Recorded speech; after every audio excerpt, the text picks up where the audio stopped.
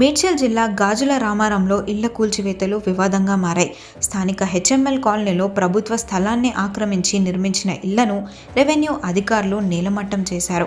Survey number 79/1లో ఉన్న ప్రభుత్వ స్థలంలో కట్టడాలను ఖాళీ చేసి వెళ్లాలంటూ గత కొంతకాలంగా అధికారులు సూచించినప్పటికీ కూడా స్థానికులు మాత్రం పట్టించుకోలేదు.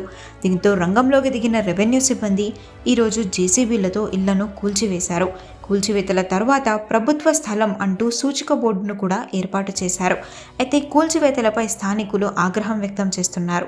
తాము ఏళ్ల తరబడి ఇక్కడ నివాసాలు ఏర్పాటు చేసుకుని జీవిస్తున్నామని, కాళ్లు మొక్కినా కూడా అధికారులు వినడం లేదంటూ ఆవేదన వ్యక్తం చేస్తున్నారు. అధికారులు ఏర్పాటు చేసిన సూచిక బోర్డును వారు తొలగించారు.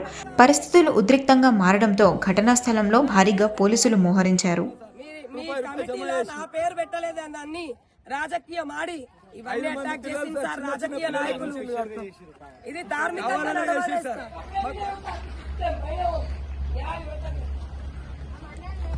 సార్ ఇవ్వండి ఈ బిల్డింగ్ కట్టి ఈ మొత్తం బర్మలు పెట్టి కూలిపోయినాయి సార్. గోడలు కూలిపోయినందుకు పాత గోడలు సార్. సార్ ఇంకోటి చూపిస్తా సార్. ఇవ్వండి సార్, పాతిల్లే సార్. ఇది పాతింట్లో సెల్ఫ్లు అట్లనే ఉన్నాయి. ఇదే పాత ఇల్లు రాకుండా సార్ గుల్లబట్టడం. ఈ ఇంటిని మొత్తం ఇట్లున్నాయి. ఇంటిని మొత్తం సిఐకి కాళ్ళు మొక్కి అడిగిన పాత ఇల్లు కూల్చి కడుతున్నా.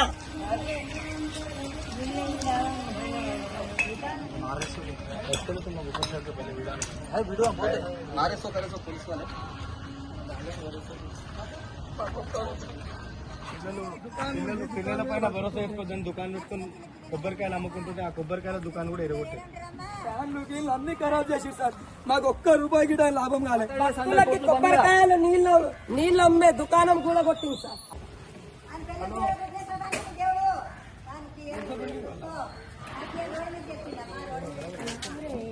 లోకల్లా రాజకీయ నాయకులు గుడి అప్పచెప్పేయమంటున్నారు సార్.